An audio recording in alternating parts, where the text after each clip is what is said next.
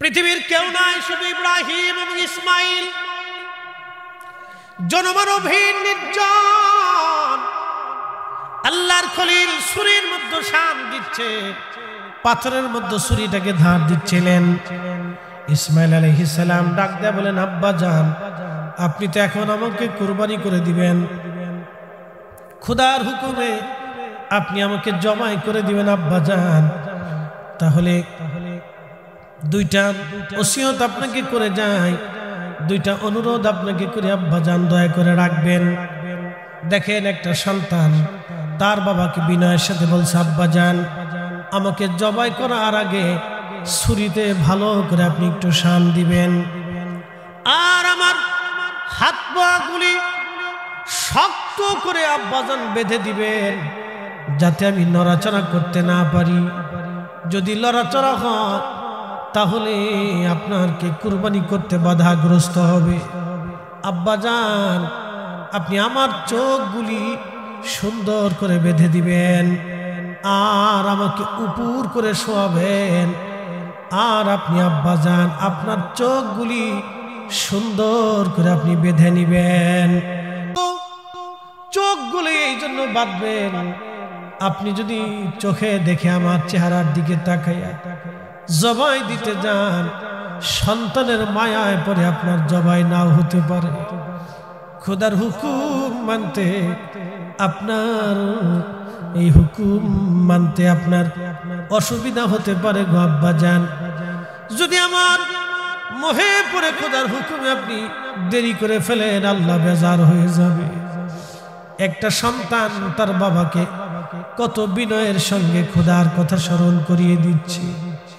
বুঝতে পারেন কলিজার ভিতরে ৮০ বছর পরে আল্লাহ একটা সন্তান দিয়েছিলেন, কলিজার মধ্যে কেমন করে ব্যথা হতে পারে। সন্তান বলতেছিল, আব্বা জান, আমার জামাটা খুলে নিয়ে যাবেন, মায়ের কাছে পৌঁছাইবেন, মাকে বলবেন মা যেন আমার জন্য দোয়া করে। এই জামাটা দেখে দেখে আম্মা যেন আমাকে দোয়া করে দেয়, মা যেন আমাকে দোয়া করে দেয়। যুবক বন্ধু, হযরত ইসমাইল আলাইহিস সালামের কথাগুলি শুনে ইব্রাহিম আলাইহিস সালামের কেমন লাগতে পারে, কিন্তু একটাই কথা, খোদার হুকুম আজকে পালন করতেই হবে। আল্লাহর হুকুম আজকে পালন হবে, কুরবানি। পৃথিবীতে সর্বপ্রথম তিনি এইভাবে যিনি খোদার হুকুম পালন করতে গেলেন, আল্লাহর খলিল হযরত ইসমাইল আলাইহিস সালামের চোখ বাঁধলেন, হাত পা গুলি বেঁধে ফেললেন, আর নিজের চোখ বেঁধে ফেললেন তিনি, যাতে ইসমাইলকে দেখা না যায়। আল্লাহু আকবার। ছুরি মাথার উপর উঠাইয়া বিসমিল্লাহি আল্লাহু আকবার বলে যখন ছুরি ইসমাইল আলাইহিস সালামের গলা বরাবর চালাইতে লাগলেন, নামাইতে লাগলেন, জিবরাইল বলতেছিল, হুজুর, আমি তখন আল্লাহ পাকের আরশে মুআল্লার নিচে সিদরাতুল মুনতাহার পাশে ছিলাম। আমার মালিক ডাক দিছে, জিবরাইল, তাড়াতাড়ি জান্নাত থেকে ৪০ বছর ধরে যে দুম্বাটা লালন পালন হয়, জান্নাতি ঘাস দুম্বা খেয়ে যে দুম্বাটা লালিত পালিত হচ্ছে, ওই দুম্বাটা নিয়ে আমার ইসমাইলকে ছুরির নিচ থেকে সরাইয়া আমার খলিলের ছুরির নিচে দুম্বাখানা চালায় দাও। একবার জোরে বলা যাবে আল্লাহু আকবার। আল্লাহর খলিল বসে আছেন, জিবরাইল মানুষের বেশ ধরে, আর বাকি ফেরেশতারা যুবকের সুরত ধরে আল্লাহর খলিলের সামনে যা সালাম দিলেন, আসসালামু আলাইকুম ওয়া রাহমাতুল্লাহ। সালামের জবাব দিলেন, তোমরা কারা? বলে, আমরা আল্লাহর মেহমান, আপনার কাছে আসছি হে খোদার খলিল। আল্লাহর খলিল তাদেরকে বসতে দিলেন, বসতে দিয়ে ভিতরে যায় হযরত আম্মা জান সারাকে ডাক দিয়ে বলেন, সারা রে, আমার বাড়ি আল্লাহর পক্ষ থেকে মেহমান আসছে, দ্রুত গতিতে তুমি রান্না করো। বলে, কি রান্না করব? বলে, আমি একটা ছাগল জবাই করে দিয়ে যাচ্ছি, তুমি রুটি বানাও। ছাগল জবাই করলেন আল্লাহর খলিল, জবাই করে গোশত বানিয়ে দিয়ে গেলেন। আম্মাজান সারা দাসীবাদী দিয়ে রান্না বান্না শুরু করে দিলেন। রান্না বান্না হয়ে গেল, উত্তম খাবার গোশত এবং রুটিগুলি সামনে এনে দিলেন। আল্লাহর খলিল বিসমিল্লাহ বলে শুরু করলেন। মেহমানদেরকে বলেন আপনারাও বিসমিল্লাহ বলে শুরু করেন। নওগাঁবাসী খুবই মনোযোগ দিয়ে শুনিয়া যান। খোদার খলিলের কথা বলছিলাম, অনেক বড় লম্বা ওয়াজ। আল্লাহর খলিলের ওয়াজ আমাদের একটু শোনার দরকার। আমার মালিক, আমার মাওলা মেহমান পাঠাইলেন। খোদার খলিল সামনে মেহমানদেরকে খাবার দিলেন। আল্লাহ রাসূল হুজুরে করিম বললেন, আমার উম্মতেরা তোমরা মানুষকে খাওয়াবা, তুতঈমুত তুআম, বেশি বেশি খাওয়াও। যারা মানুষকে খাবার খাওয়ায় তাদের ঘরের দরজা দিয়ে আল্লাহ রিজিক পাঠায়। কখনো আমার মালিক তার অভাব পাঠায় না। তার বাস্তব প্রমাণ যদি দেখতে চান ফরিদপুরে আমার পীর মুর্শিদের বরগাহ যায় দেখে আসবেন। কোটি কোটি মানুষ প্রত্যেক বছরে খাবার খায়। একটা বেলার জন্য আমার মালিক খাবারের কমতি দেয় নাই। একবার জোরে বলা যাবে কি মারহাবা। কোরআন বলতেছে ওয়া তারযুকু মান তাশাউ বিগাইরি হিসাব।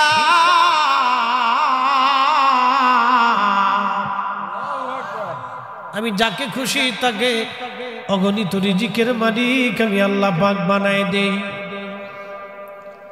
যাকে খুশি তাকে রিজিকের দৌলতওয়ালা বানায় আমি আল্লাহ। আল্লাহ রাসূল বলেন উম্মত তোমরা খাওয়াইবা। আল্লাহর নবী সাহাবী ছিলেন আবু হুরায়রা রাদিয়াল্লাহু আনহু। একদিন এসে নবীজিকে বলেন হুজুর আমার একটা ব্যাগ আছে থলে। ওনার একটা থলে ছিল এরকম ব্যাগ, সব সময় এটা উনি মাজার সাথে বেঁধে রাখতেন, কাঁধে ঝুলিয়ে রাখতেন। একটা থলের ভিতরে কিছু খেজুর এনে আবু হুরায়রা বললেন ইয়া নবী আল্লাহি আমি বড় অভাবী ব্যক্তি, নবী গো একটু দোয়া করে দেন আপনি আমার এই খেজুরের জন্য, আল্লাহ যাতে বরকত দেয়। আমার নবীজি খেজুরগুলি হাতে নিয়ে বলেন আল্লাহ আমার আবু হুরায়রার খেজুরের মধ্যে তুমি বরকত দিয়ে দাও। আবু হুরায়রা রে বিসমিল্লাহ বলে তুমি হাত ঢুকাইবা, আবার হাত বের করে নিয়ে আসবা। সাবধান, প্রয়োজন মতো খেজুর আনবা, খেজুর বের করবা। ভিতরে কি আছে কিন্তু তুমি দেখতে যাবা না, নিজে খাইবা। মদিনার অসহায় গরিব মানুষকে তুমি খাওয়াইবা। আবু হুরায়রা বললেন ওই দিন থেকে বিসমিল্লাহ বলে তাবারুক খেজুর আমি ভিতর থেকে নিয়ে আসতাম, আবার আমি ব্যাগ লাগিয়ে দিতাম। প্রয়োজন হলে ক্ষুধা লাগলে আবার বিসমিল্লাহ বলে আমি খেজুর নিয়ে আসতাম, আবার লাগাই দিতাম, নিজে খাইতাম। মদিনার মানুষ আমি খাওয়াইছি একটানা 16 বছর পর্যন্ত নিজে খাইলাম, 16 বছর পর্যন্ত মদিনার মানুষ খাওয়াইলাম। একটা দিনের জন্য খেজুরের কমতি পড়ে নাই। একবার জোরে বলেন আল্লাহু আকবার। 16 বছর পর্যন্ত খেজুর খাইছি। উসমান গনি নূরাইনকে মসজিদের ভিতরে যখন বিদ্রোহীরা বেঈমানরা ওনাকে শহীদ করতে যান, ঠিক তখনই উসমানকে বাঁচাইতে যাইয়া হযরত আবু হুরায়রা ওই ভিড়ের মধ্যে দস্তা ওই খেজুরের টুকরাটা তিনি হারিয়ে ফেলে দিয়েছিলেন। আর কোনোদিন ওই খেজুরের টুকরাটা পান নাই। যতদূর সম্ভব নিজে খাবেন, অন্যকে খাওয়াবেন। খাওয়াইলে রিজিক কমে না, মেহমানদারি করলে রিজিক কমে না। আল্লাহ রাসূল বলেন উম্মত রে তোমার ঘরে 4টা রহমত যায়, অথচ তুমি 4টার বেলায় বেজার হও। 1 নম্বরে কারো ঘরে যদি মেয়ের জন্ম হয় তাহলে বুঝবা আল্লাহ রহমত গেছে। 2 নম্বর কারো বাড়ি যদি মেহমান যাইতে বুঝলা রহমত গেছে। 3 নম্বর কারো শরীরে যদি রোগ হয় তাহলে বুঝবা রহমত গেছে। 4র্থ নম্বর যদি আকাশ থেকে বৃষ্টি হয় তখন বুঝবা আল্লাহ রহমত গেছে। এই 4টা কারণেই মানুষ বেজার হয়ে যায়। দেখবেন প্রচন্ড গরম, আবার বৃষ্টি, বেশি বৃষ্টি হলে অনেকে হযরত ইব্রাহিম আলাইহিস সালামের কথা বলছিলাম। একটু কুরবানির দিকে নিয়ে যাব আপনাদেরকে। কেন কিভাবে তিনি আল্লাহর হুকুম মান্য করেছিলেন। যুবকরা তোমরাও শুনে যাও পিতামাতার প্রতি কিভাবে আনুগত্য হতে হয়।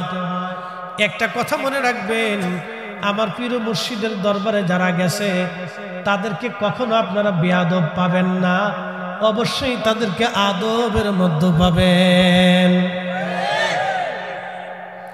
ছেলেরা আদবের ভিতরে দেখবেন, মেয়েদেরকেও আদবের মধ্যে পাবেন।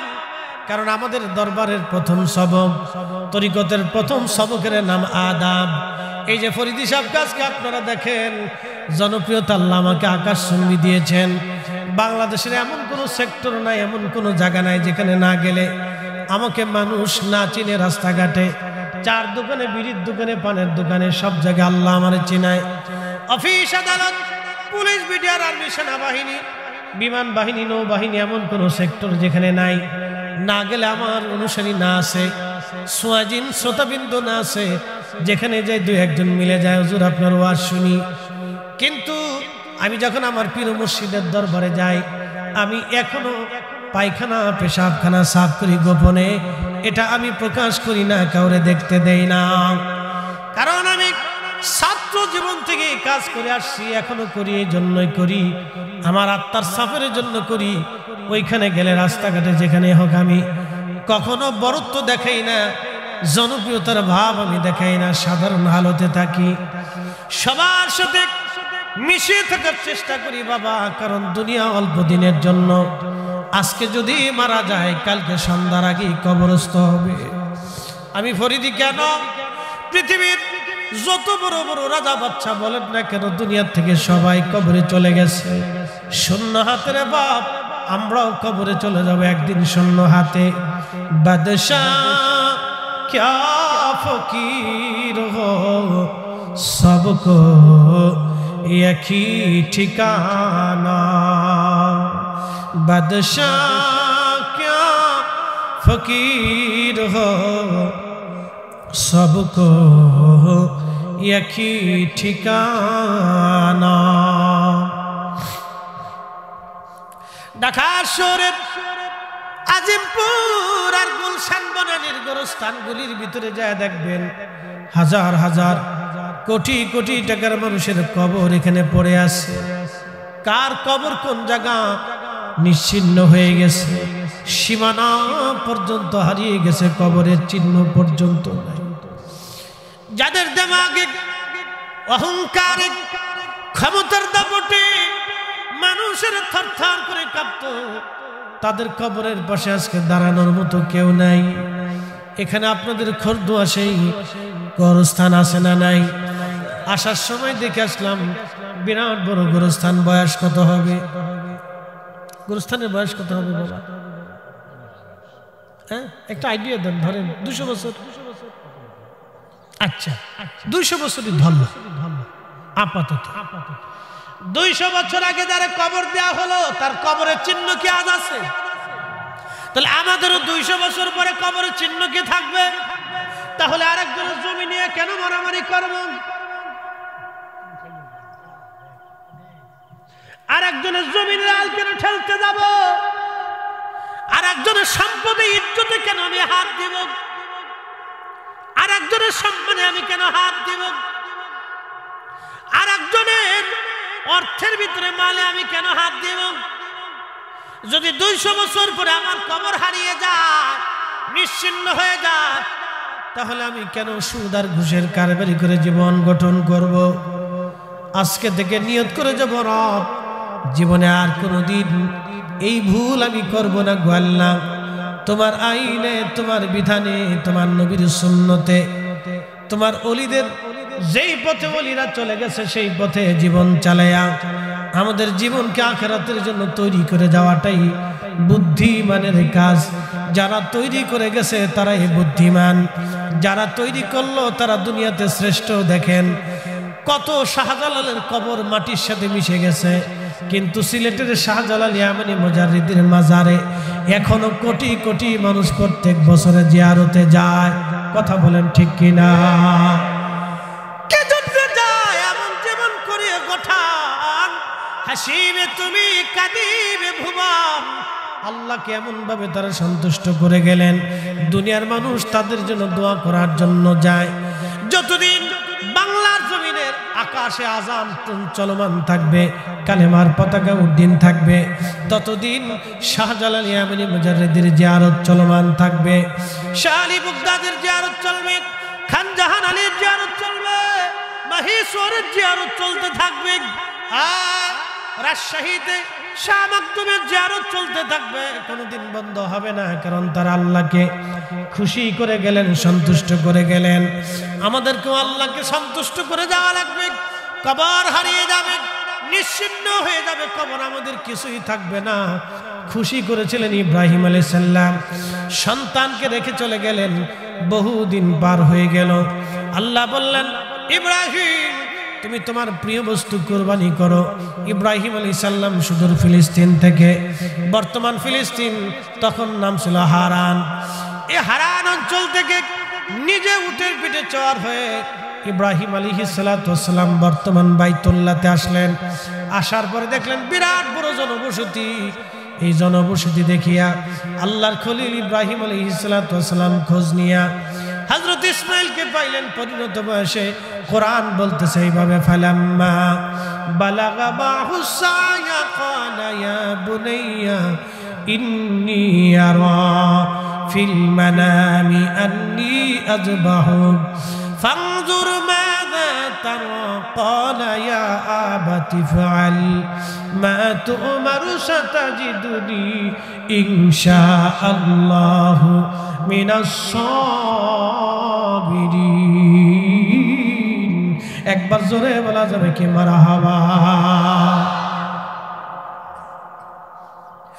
আল্লাহর খলিল ডাক দে বলতেছে, হে ইসমাঈল, ফালাম্মা বালাগা মাহুস সায়া, ইব্রাহিম বালেগ হয়ে গেলেন, ইসমাঈল পরিণত বয়সে উপনীত হলেন, বুঝের শক্তি হলো, তিনি বালেগ হলেন। বালেগ মানে বিবাহের উপযোগী হলেন। তার মানে কেউ বলেছেন 15, 16, 17 বছর বয়স, কেউ বলেছেন 18, কেউ 12, বিভিন্ন জনের বিভিন্ন উক্তি। পরিণত বয়সে উপনীত হলেন। ইসমাঈল আলাইহিস সালামকে ইব্রাহিম আলাইহিস সালাম বললেন, বেটারে, ইন্নী আরা ফিল মানাম, আমি স্বপ্ন দেখলাম, আন্নী আযবাহুক, আমি তোমার জবাই করতেছি, কুরবানি দিচ্ছি। আল্লাহ আমাকে হুকুম দিয়েছেন তোমাকে কুরবানি করা। বেটা, তুমি বলো তুমি এই কুরবানিতে রাজি আছো কিনা?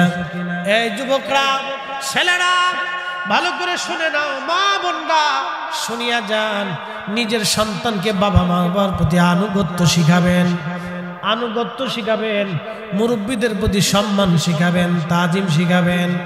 যদি আপনি তাজিম না শিখান তাহলে এই বাচ্চা ভবিষ্যতে বেয়াদব হয়ে যাবে।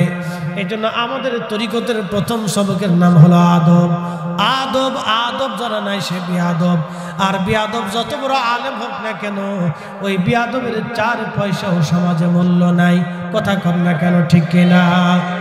আচ্ছা, আপনাদের মসজিদের ইমাম সাহেব যদি হুজুরে ধমক দেয়, মুরব্বী বাবা যদি ধমক দেয়, তাহলে আপনারা মানবেন না, ইমাম সাহেব রাখবেন না।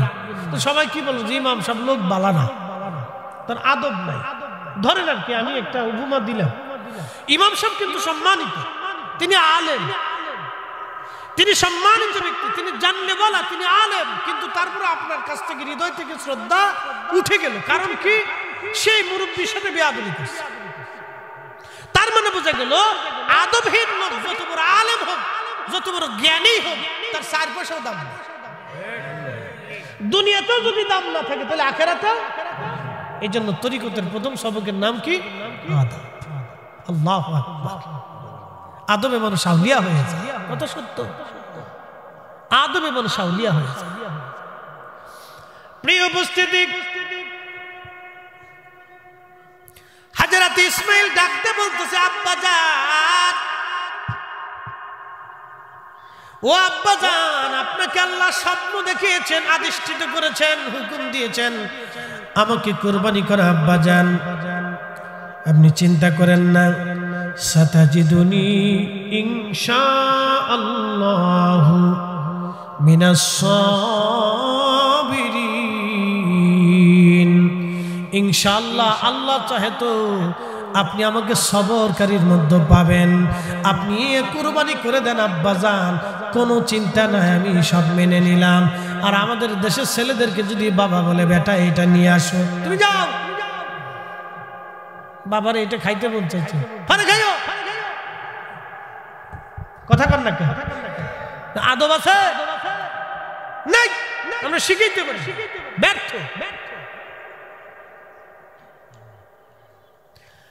এ নওগাঁর মুসলমান, ইব্রাহিম আলাইহিস সালাম বিবির কাছে যা বলেন, বিবি সন্তানকে সুন্দর কাপড় চোপড় পরে সাজায় দাও, নিয়ে যাব তাকে আমি। সন্তানকে নিয়ে যাওয়ার সময় হলো, সুন্দর কাপড় পরিয়ে গোসলাদি করে সন্তানকে আদর করে দিয়ে দিলেন। বর্তমান মিনা প্রান্তরে যেখানে শয়তানকে পাথর মারা হয় ওইখানে চলে গেলেন। আর অমন সময় শয়তান ডাক দেখে, ইসমাইল তোমাকে জবাই করার জন্য নিয়ে যাচ্ছে। তখন ইসমাইল আলাইহিস সালাম পাথর নিক্ষেপ করেন, দূর হ শয়তান, আমার আব্বাজান আল্লাহর হুকুমে আমাকে কুরবানি করার জন্য নিয়ে যাচ্ছেন, তুই এখানে কেন আসছিস? আল্লাহর খলিল পাথর নিক্ষেপ করলেন, শয়তান ধসে গেল। এইখানে গেলে এখনো শয়তানকে পাথর মারা হয়, যদিও শয়তান ওইখানে নাই, কিন্তু শয়তানকে পাথর মেরে সেই দিনের আনুগত্যটাকে স্মরণ করা হয়। এখন শয়তানকে কেন পাথর মারে? সন্তান তো নাই ওখানে, তো পাথর কেন মারবে? ওই যে বাবার প্রতি সন্তানের আনুগত্য এবং আল্লাহর বান্দা কর্তৃক আল্লাহর প্রতি আনুগত্য, যে রব হুকুম দিছে কুরবানি করার জন্য, ইব্রাহিম আলাইহিস সালাম কুরবানি করবেই। ইসমাইল আলাইহিস সালাম বলতেছেন, আমার আব্বাজানকে আল্লাহ হুকুম দিয়েছে, আমাকে কুরবানি হতেই হবে। একসাথে বলা যাবে আল্লাহু আকবার। আর আমার দেশের কুরবানি হলো ফ্রিজ রেডি করে। কি কুরবানি দেবা? ফ্রিজ রেডি হয়, শান হয়, বাড়ির বেডি আরো ডিজিটাল। মহিলাদের কথা কেউ লাভ নাই, পুরে বাপরে বাপ, এটা হিসাব করতে দেখি কয় মন হইতে পারে। ফ্রিজে কোন কোন জায়গা রাখবো আগে রেডি কর, কোন কোন জায়গা রাখবে আগে থেকে পরিকল্পনা শুরু হয়ে যায়। এইরকম কুরবানির 4 পয়সা মূল্য আল্লাহর কাছে নাই, কথা কন না কেন, ঠিক কিনা? এই জন্য সন্তানদেরকে আল্লাহর প্রতি, রাসূল কারীমের প্রতি আনুগত্য এবং পিতামাতার প্রতি আদব, মুরব্বীদের প্রতি আদব। আমাদের দেশের বহু ছেলে বহু যুবক মুরব্বীরা সালাম পর্যন্ত দেয় না। ঠিক আছে বলেন কেন, জোরে বলে। বহু যুবক আছে মুরব্বী সালাম দেয় না, আর মুরব্বী যদি রিকশাওয়ালা দিন মজুর হয় তো 4 পয়সা দাম নেই। মুরব্বী যদি রিকশাওয়ালা দিন মজুর হয় তো 4 পয়সা দাম নেই বাবা, ওর কাছে দামই নেই। আর যদি একটু লাট সাহেবের ফুলো হয়, নিচে যদি 3 লাখ টাকার মোটরসাইকেল ফাঁসার নিচে থাকে, তাহলে ভুড়ুত ভুড়ুত ভুড়ুত ভুড়ুত। সামনে চাচা না বাপ না খালু না তালই না বিয়ে, কিচ্ছু নেই ওর কাছে, কিচ্ছু নেই। ওই ইসরায়েলের ট্যাঙ্ক নিয়ে ঘুরতেছে, কি কথা কর না? ওই ইসরায়েলের ট্যাঙ্ক নিয়ে ঘুরতেছে, সামনে যা পাবে সব সাবা সাবা করে এই চিন্তা করে। ও মানুষই মনে করে, ইসরায়েলের যেমন ফিলিস্তিনিদেরকে মানুষ মনে করে না, আর ও মোটরসাইকেল ফাঁসার নিচে ঢুকলে ও আর সামনে মুরব্বী মনেই হয় না। কি কথা কর না? এগুলোর মা সন্তানরা আদব সব কিচ্ছু শিক্ষা দেয়। ওটার খালি এই জন্ম দিয়ে ইঁদুরের মতো খালি খালি খাওয়াইছে, খালি ইঁদুরের মতো খাওয়াইছে।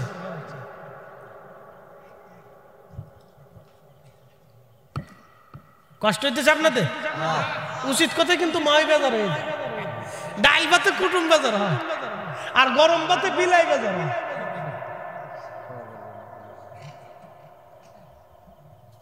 বাবাজি, আগামী প্রজন্ম অন্ধকারের দিকে নিমজ্জিত হচ্ছে। আপনাদের প্রত্যন্ত গ্রাম অঞ্চল কেমন জানি না, শহর অঞ্চলগুলির ভিতরে ঢুকলে খালি বাম বাম বাম বাম বাম বাম বাম, কি যে অবস্থা! কোনটা বেড়া কোনটা বেডি মাঝে মধ্যে চিনা যায়।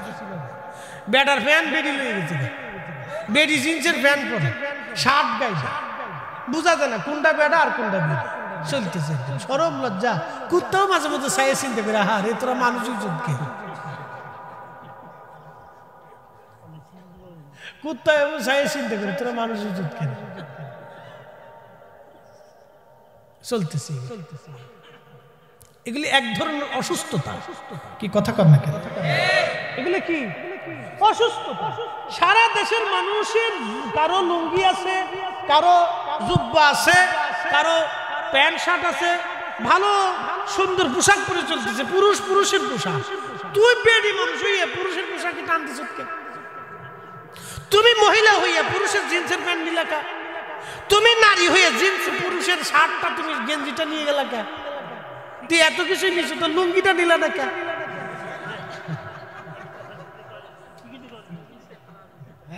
লুঙ্গিটাও নিয়ে যাও, জাঙ্গিটাও লয়ে যাও, যাও লয়ে যাও।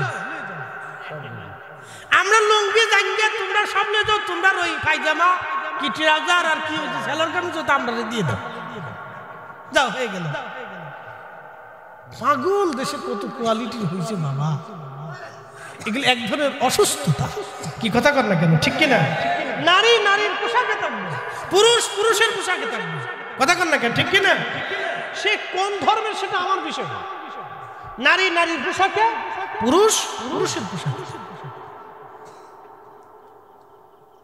আল্লাহ নারীকে নারীর আকৃতিতে তৈরি করছে, পুরুষকে পুরুষের আকৃতিতে। আচ্ছা কোন তো ছাগল কোনদিন বাঘ হইতে পারে, নারী কোনদিন পুরুষ হইতে পারে?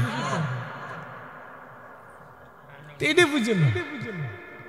এত কিছু বাইক চুরি করলে শেষে আমরা আর বাড়ি থাকতে দিবেন না। এমনি আসার সময় আগেই বলে দিয়েছে সাবধান, মহিলাদের বিরুদ্ধে ওয়াজ করলে খাওয়ান কিন্তু নসিব হবে না।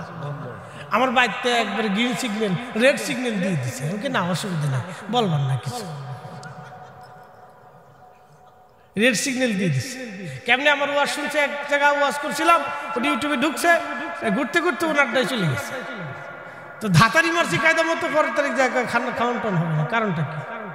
তুমি বেডি মানুষের বিরুদ্ধে ওয়াজ করো, সর্বনাশ মাইরি ফেলছে রে। খুব মনোযোগ দিন। হযরত ইব্রাহিম আলাইহিস সালাম সন্তানকে নিয়ে গেলেন। শেষ ওয়াজ আমার মা বোনেরা শুনে যাবেন, যুবকরাও শুনে যাও। আল্লাহর খলিল মিনা প্রান্তরে যেখানে আপনারা দেখবেন একটা চিহ্ন সেখানে এখনো আছে। হযরত ইব্রাহিম আলাইহিস সালাম ছোট্ট একটা টিলার উপরে হযরত ইসমাঈল আলাইহিস সালামকে নিয়ে গেলেন। ছুরিতে দাঁত দেওয়া হচ্ছে। পৃথিবীর কেউ নাই, শুধু ইব্রাহিম এবং ইসমাঈল। জনমানবহীন নির্জন আল্লাহর খলিল ছুরির মধ্যে শান দিচ্ছে, পাথরের মধ্যে ছুরিটাকে ধার দিচ্ছিলেন। ইসমাঈল আলাইহিস সালাম ডাক দেয়া বলেন, আব্বা জান, আপনি তো এখন আমাকে কুরবানি করে দিবেন, খোদার হুকুমে আপনি আমাকে জবাই করে দিবেন আব্বা জান। তাহলে দুইটা ওসিয়ত আপনাকে করে যাই, দুইটা অনুরোধ আপনাকে করে আব্বা জান দয়া করে রাখবেন। দেখেন একটা সন্তান তার বাবাকে বিনয়ের সাথে বলছে, আব্বা জান আমাকে জবাই করার আগে ছুরিতে ভালো করে আপনি একটু শান দিবেন, আর আমার হাত পা গুলি শক্ত করে আব্বাজান বেঁধে দিবেন, যাতে আমি নড়াচড়া করতে না পারি। যদি নড়াচড়া হয় তাহলে আপনাকে কুরবানি করতে বাধাগ্রস্ত হবে। আব্বাজান আপনি আমার চোখগুলি সুন্দর করে বেঁধে দিবেন, আর আমাকে উপর করে শোয়াবেন, আর আপনি আব্বাজান আপনার চোখগুলি সুন্দর করে আপনি বেঁধে নিবেন। চোখগুলি এই জন্য বাঁধবেন, আপনি যদি চোখে দেখে আমার চেহারার দিকে তাকাইয়া জবাই দিতে যান, সন্তানের মায়ায় পরে আপনার জবাই নাও হতে পারে। খোদার হুকুম মানতে আপনার, এই হুকুম মানতে আপনার অসুবিধা হতে পারে গো আব্বাজান। যদি আমার মোহে পরে খোদার হুকুমে আপনি দেরি করে ফেলেন, আল্লাহ বেজার হয়ে যাবে। একটা সন্তান তার বাবাকে কত বিনয়ের সঙ্গে খোদার কথা স্মরণ করিয়ে দিচ্ছে। বুঝতে পারেন কলিজার ভিতরে 80 বছর পরে আল্লাহ একটা সন্তান দিয়েছিলেন, কলিজার মধ্যে কেমন করে ব্যথা হতে পারে। সন্তান বলতেছিল, আব্বা জান আমার জামাটা খুলে নিয়ে যাবেন, মায়ের কাছে পৌঁছাইবেন, মাকে বলবেন মা যেন আমার জন্য দোয়া করে। এই জামাটা দেখে দেখে আম্মা যেন আমাকে দোয়া করে দেয়, মা যেন আমাকে দোয়া করে দেয়। যুবক বন্ধু, হযরত ইসমাঈল আলাইহিস সালামের কথাগুলি শুনে ইব্রাহিম আলাইহিস সালামের কেমন লাগতে পারে, কিন্তু একটাই কথা, খোদার হুকুম আজকে পালন করতেই হবে।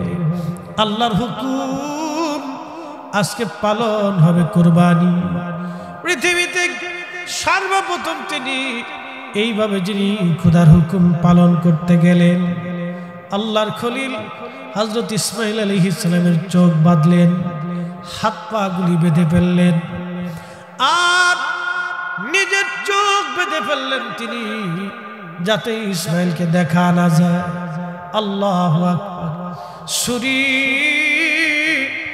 মাথার উপর উঠাইয়া বিসমিল্লাহি আল্লাহু আকবার বলে যখন ছুরি ইসমাঈল আলাইহিস সালামের গলা বরাবর চালাইতে লাগলেন, নামাইতে লাগলেন, জিবরাইল বলতেছিল, হুজুর আমি তখন আল্লাহ পাকের আরশে মুআল্লার নিচে সিদরাতুল মুনতাহার পাশে ছিলাম। আমি আমার মালিক ডাক দিছে, জিবরাইল তাড়াতাড়ি জান্নাত থেকে 40 বছর ধরে যে দুম্বাটা লালন পালন হয়, জান্নাতি ঘাস দুম্বা খেয়ে যে দুম্বাটা লালিত পালিত হচ্ছে, ওই দুম্বাটা নিয়ে আমার ইসমাঈলকে ছুরির নিচ থেকে সরাইয়া আমার খলিলের ছুরির নিচে দুম্বাখানা চালায় দাও।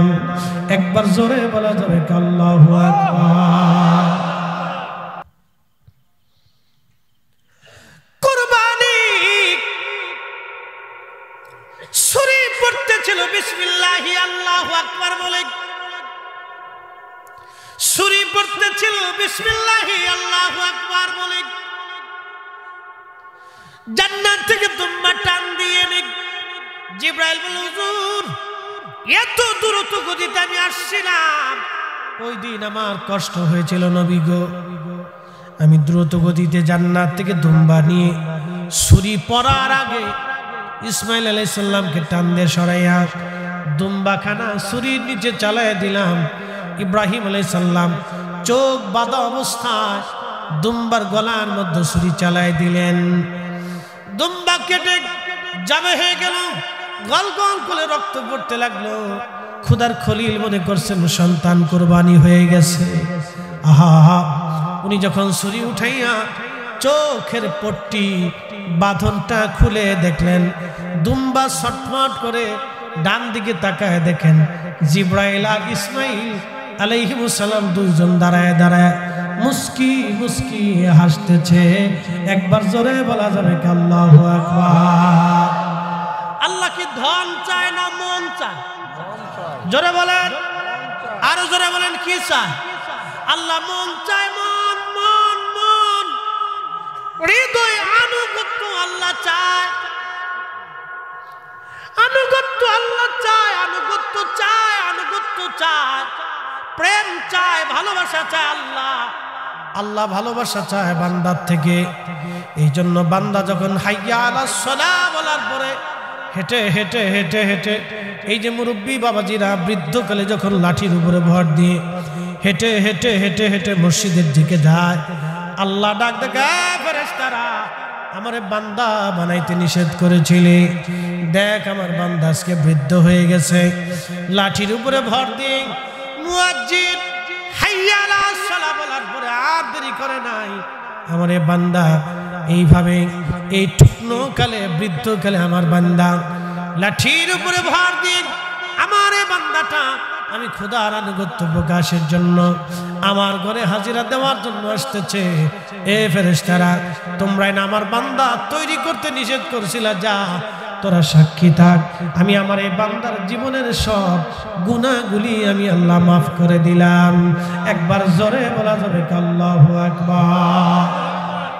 আল্লাহ কি সম্পদ চায় না হৃদয় চায়? হৃদয় থেকে প্রেম চায়।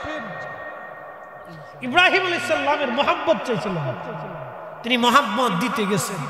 আহা, সন্তান কি বিনতির সাথে বলতেছিল, আব্বু চোখটা বেঁধে নিয়ে না, আমার জামাটা খুলে আম্মাকে দিন, মা যেন দেখে দেখে আমার জন্য দোয়া করে। আহা, সেই কঠিন সময়েও ইব্রাহিম আলাইহিস সালাম খোদার হুকুমের প্রতি, আনুগত্যের প্রতি অনড় ছিলেন। আমাদেরকেও আল্লাহর বিধানের প্রতি অনড় থাকতে হবে, আল্লাহর আনুগত্যের দিকে, নবীর গোলামের দিকে আমাদেরকে নিয়োজিত করতে হবে। কথা বলেন ঠিক না ঠিক? প্রিয় উপস্থিতি, সময় দীর্ঘতায় আপনাদের কষ্ট হবে। আমি যে কথাগুলি আপনাদের সামনে আজ উপস্থাপন করেছি আমলে পরিণত করার চেষ্টা করবেন। কথা লম্বা বাড়াবো না, তাবারক কাছে নিয়ে যাবেন, খেয়ে যাবেন। আমি আগেই বলেছি আপনাদেরকে যে সবকিছুর নেগেটিভ ভাবাটা ঠিক না, পজিটিভ দেখতে হয়। আল্লাহ মিলেমিশে থাকার তৌফিক দান করুন। সকলে বলেন আমিন। আসেন আমরা নবীজিকে